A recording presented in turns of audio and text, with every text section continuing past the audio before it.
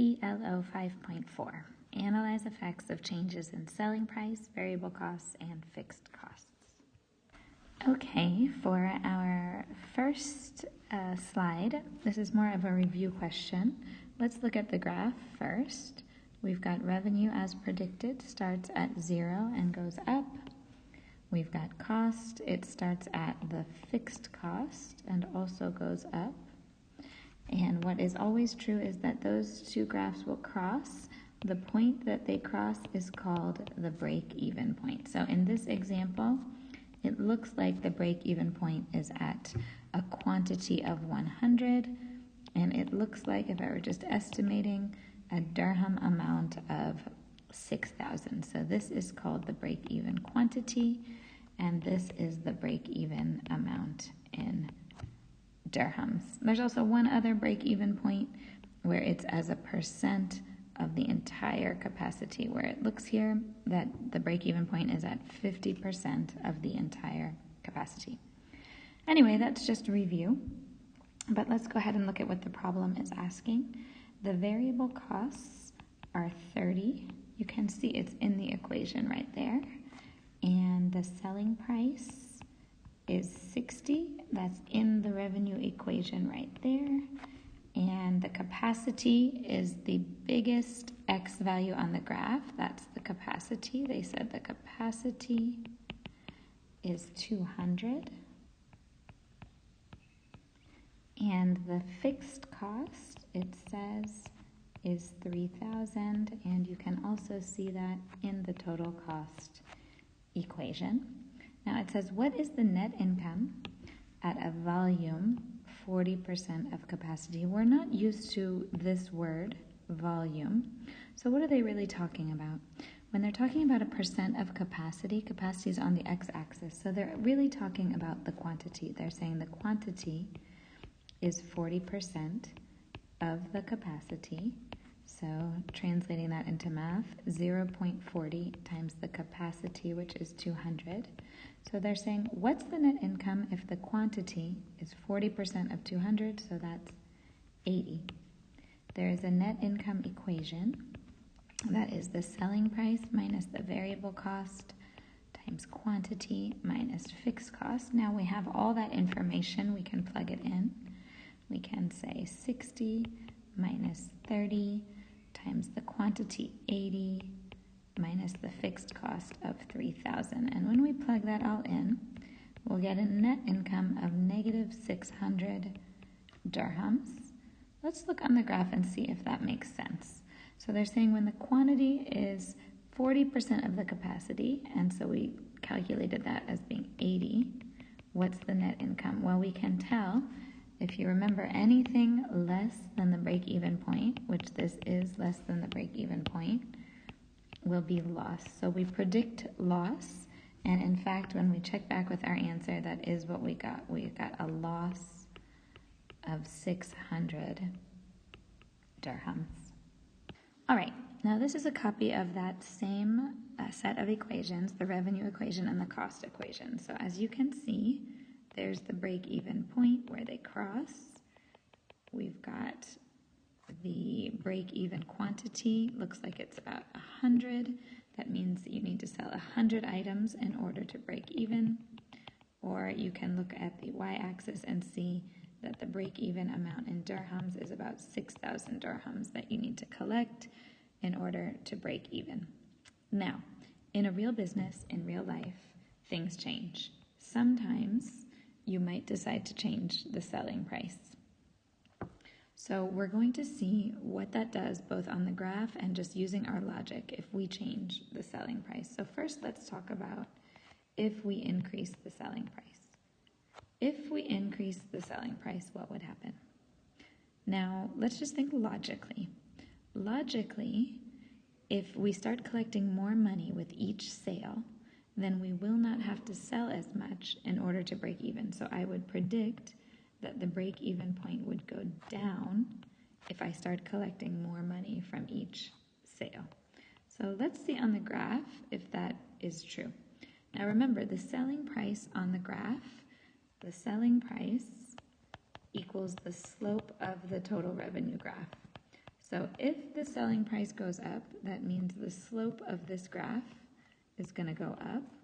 So the selling price would look more like this, in which case the break-even point would be somewhere down here, smaller. So that is what we predicted. All right, let's think logically what would happen if the selling price went down. That means every time I sell something, I'm collecting less money, so I'm going to have to sell more items in order to break even. That's my prediction. Now let's see on the graph if that seems true. If the selling price goes down, that means the slope of this graph will be smaller. Okay, so that would be the revenue graph, in which case the intersection point would be at a quantity bigger than the previous one. So that is exactly what we predicted. The selling price goes down, the break-even point goes up. So what you can see as the relationship between selling price and break-even point, this is a negative relationship. As one goes up, the other goes down. Okay, let's do an example and see if that holds true. So let's look at this example. It says the variable costs of an item are 30 dirhams. We're selling it for 60 dirhams. The capacity, so this is very similar or maybe identical to the graph on the previous slide. And the fixed costs are 3,000. Find the break-even point in units and dirhams if the selling price is selling price is decreased by 10. So we're going to have a new selling price, and it's going to be 60 minus 10, which is 50. That's the new selling price. Now, I just want you to be very careful here. Decreased by 10. That means take the original selling price and subtract 10. If they had said increased by 10, you would have added. If they had said decreased to 10, so if they had said that word to instead of by, then that means that the selling price would have landed on 10. So just be very careful about the English. All right, now we have to find the break-even point. So the break-even quantity, which is just the fixed cost divided by the margin, which is the selling price minus the variable cost. We'll plug in these numbers, 3,000 divided by our new selling price of 50 minus 30.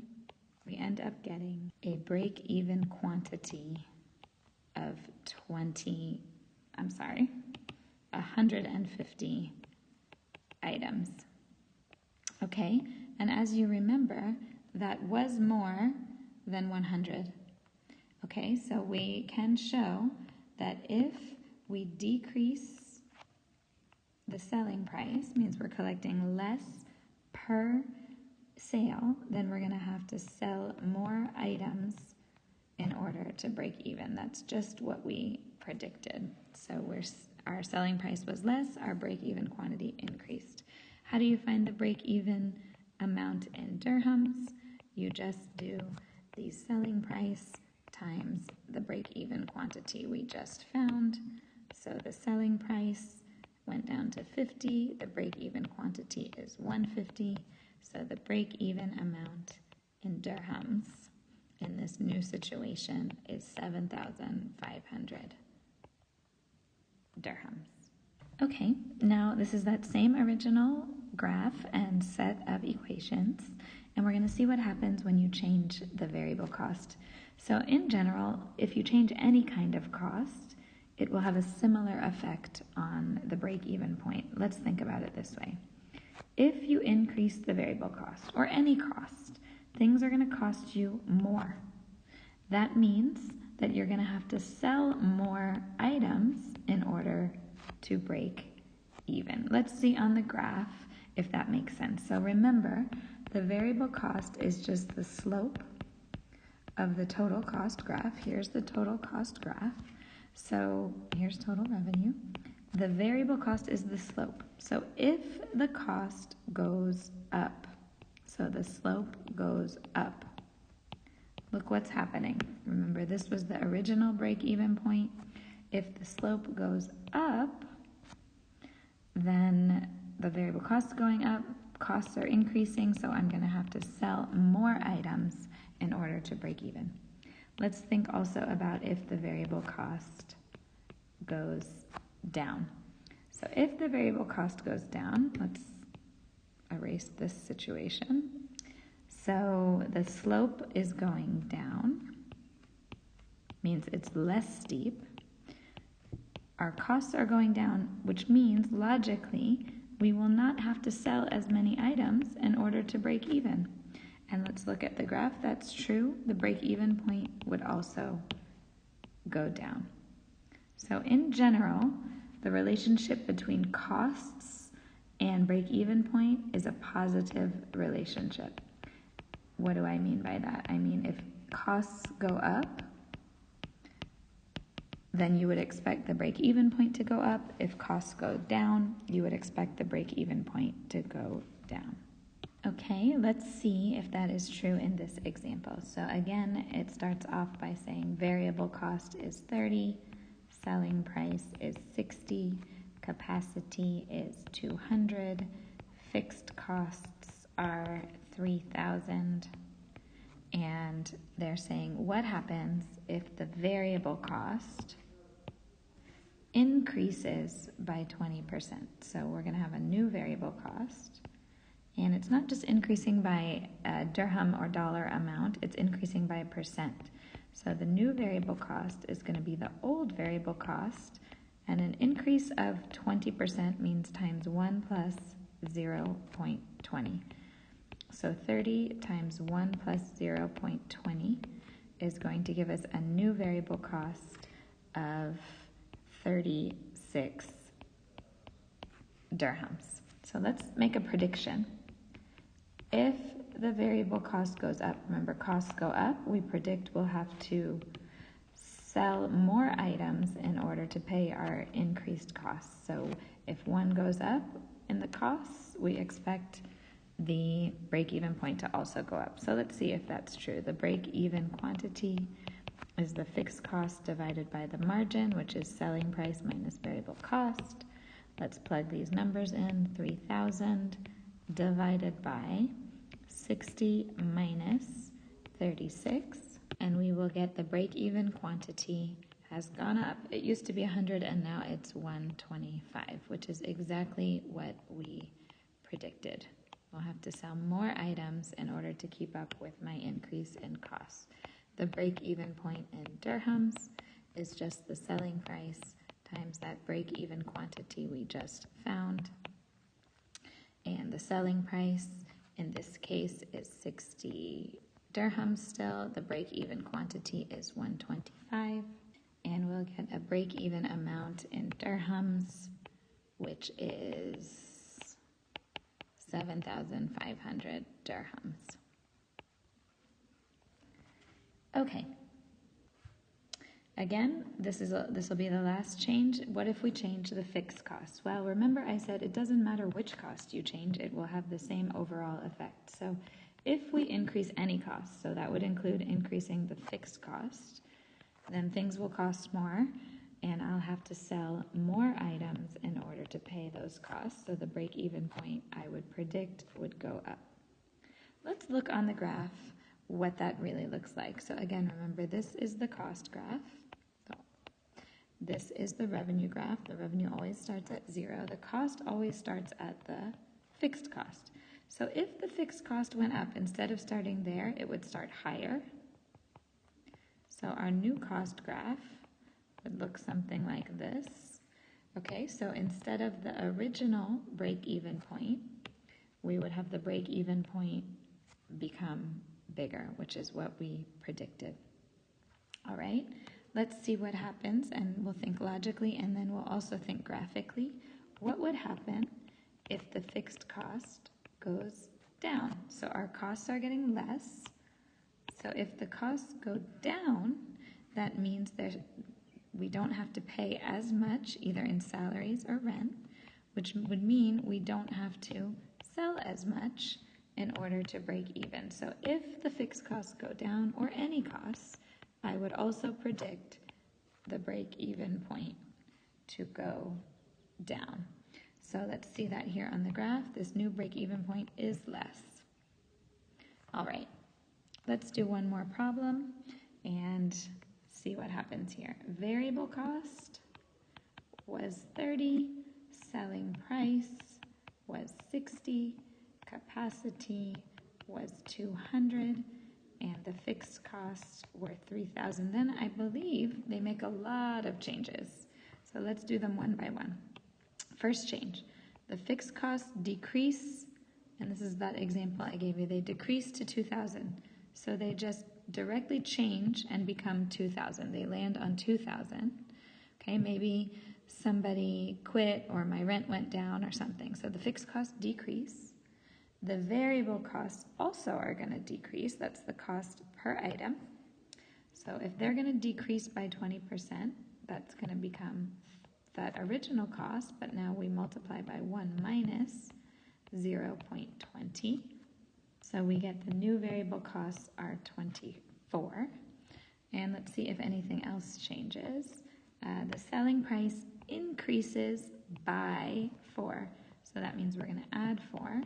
And we get the new selling price is 64. So this is the new variable cost. This is the new selling price. And this is the new fixed cost. So it looks to me like my costs went down. So I would predict the break-even point to go down. But the selling price went up, which also makes the break-even point go down. So I would predict that the break-even point goes way down. Let's see. Break-even quantity is the fixed cost divided by the margin selling price minus variable cost. So we will plug in, and the fixed cost became 2,000. The selling price is 64. The variable cost is 24. So I will get a new break-even quantity, which is much less than 100. 100 was what it was originally, and now it's gone down to only 50 items. So I don't need to sell nearly as many items in order to break even. So that's the whole lesson. Good luck, everyone.